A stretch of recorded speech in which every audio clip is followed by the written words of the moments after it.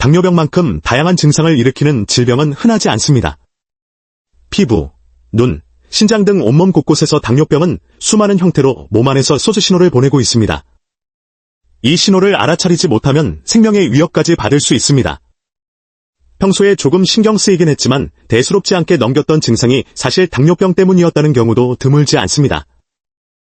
이번에는 당뇨병이 몸에 일으키는 여러 가지 증상과 그 메커니즘을 한 번에 정리하여 자세히 설명드리겠습니다. 인공투석 환자의 40%는 당뇨병이 원인일 정도로 당뇨병은 다양한 심각한 질환의 촉발 요인이 됩니다. 따라서 당뇨병의 징후를 반드시 놓치지 않도록 이번 내용을 잘 기억해 두시기 바랍니다. 안녕하세요. 예방의학 채널입니다. 오늘도 건강에 꼭 필요한 중요한 공부를 함께 해보겠습니다. 이번 주제는 바로 별표 당뇨병의 신호 별표입니다. 이 영상을 통해 내게 당뇨병 증상이 있는지, 앞으로 이런 증상이 나타나면 주의해야 한다는 사실을 아실 수 있으니 꼭 끝까지 시청해주세요.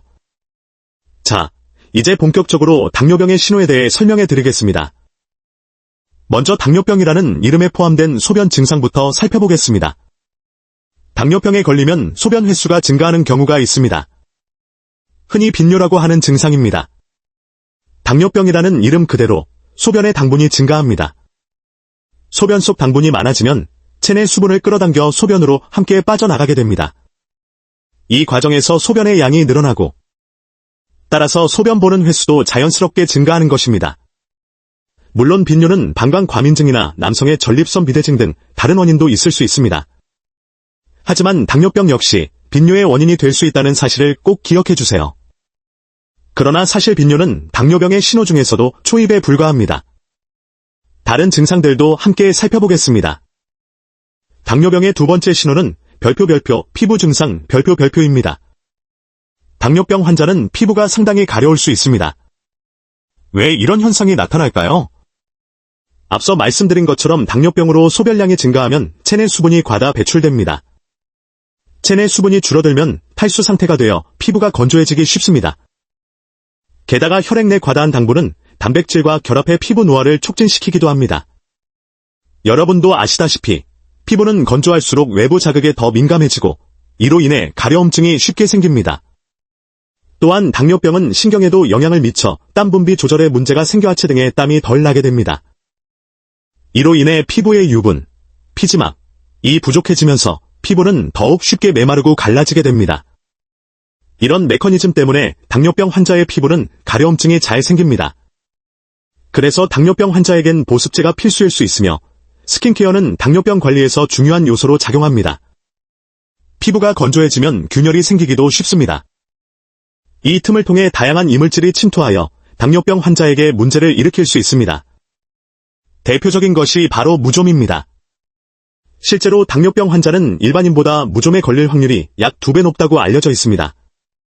발바닥이나 발가락 사이에 숨어있는 별표 백성균, 곰팡이, 별표 이 피부 틈을 통해 침투하여 무좀이 발생합니다.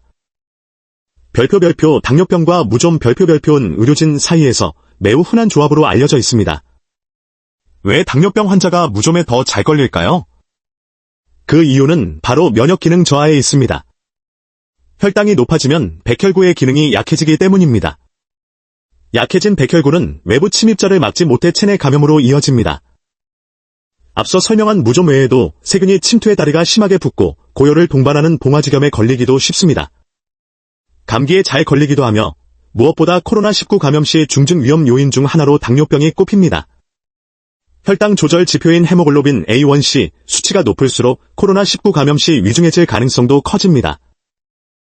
따라서 당뇨병 예방은 단순히 혈당만 관리하는 것이 아니라 전반적인 면역과 건강을 지키는 중요한 수단임을 알아두시기 바랍니다. 그렇다면 당뇨병 조절이 안 될 때 나타나는 증상은 무엇이 있을까요? 그리고 이제 당뇨병의 조절이 잘 안 될 때 일어나는 다른 증상들에 대해 알아보겠습니다. 당뇨병의 조절이 되지 않는다는 것은 곧 혈액 속의 당분이 혈관을 계속 손상시키고 있다는 의미입니다. 이 영향으로 인해 동맥경화가 당뇨병 환자의 몸속에서 점점 더 진행됩니다. 동맥경화는 초기에는 별다른 증상이 나타나지 않지만 먼저 미세혈관부터 문제를 일으키기 시작합니다. 그렇다면 우리 몸에서 미세혈관이 많은 부위는 어디일까요? 바로 눈입니다.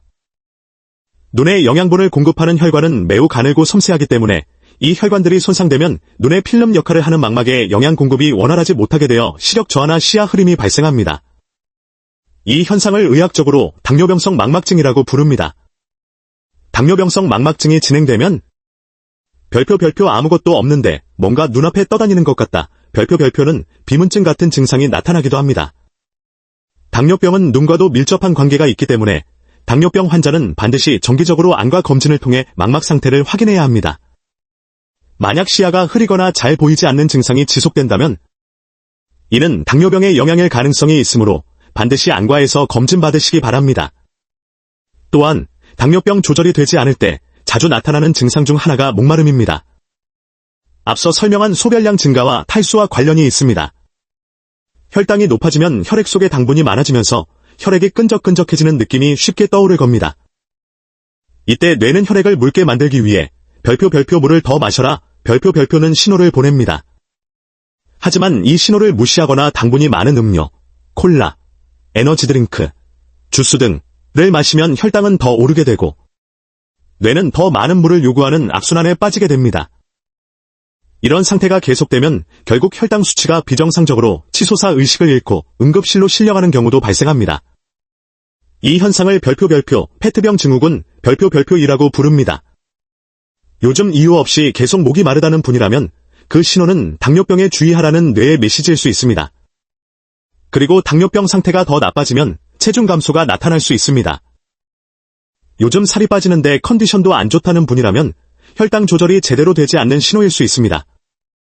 당뇨병은 흔히 비만인 사람이 잘 걸리는 병으로 인식되지만 당뇨병에 걸린 뒤 시간이 지나면 체중이 줄어드는 경우도 많습니다. 왜냐하면 인슐린 분비량이 줄거나 인슐린의 기능이 떨어지면 당분을 에너지로 전환의 세포에 전달할 수 없게 되기 때문입니다. 결국 몸은 지방과 근육을 분해의 에너지로 사용하려고 하며 이 과정에서 체중 감소가 일어납니다. 이 단계까지 진행되면 건강 상태가 상당히 위태로운 상태가 됩니다. 이처럼 당뇨병이 심해질수록 몸 곳곳에 다양한 문제가 나타납니다. 혹시 비슷한 경험이나 증상이 있었다면 댓글로 경험담을 공유해주세요. 다른 사람들에게도 큰 도움이 될 것입니다. 그리고 무엇보다 당뇨병 예방과 조기 발견을 위해 가장 중요한 것은 매년 건강검진입니다. 여러분은 최근 자신의 혈당 수치나 헤모글로빈 A1C 수치를 기억하고 계신가요? 기억나지 않는다면 건강검진 결과표를 꺼내어 확인해 보시길 바랍니다. 혹은 헤모글로빈 A1C가 무엇인지, 수치는 어떻게 해석해야 하는지 모른다면 예방의학 채널의 다른 영상을 참고해주세요. 수치가 높게 나온 분이라면 당뇨병 예방을 위한 생활습관 개선 영상도 꼭 시청하시길 추천드립니다. 나는 건강검진 한 번도 안 받았다는 분 중에서 이번에 소개한 증상 중 여러 가지가 해당된다면 이미 당뇨병일 가능성도 있습니다. 꼭 건강검진을 받아보세요. 당뇨병으로부터 자신을 지키는 일, 자신의 혈관을 지키는 일은 예방의학에서 매우 중요한 일입니다. 증상이 나타날 때는 이미 상당히 진행된 경우가 많습니다. 이 영상을 통해 증상에 대해 배우고 모두 함께 당뇨병 예방에 힘써봅시다. 여러분의 건강을 기원하며 다음 영상에서 다시 찾아뵙겠습니다.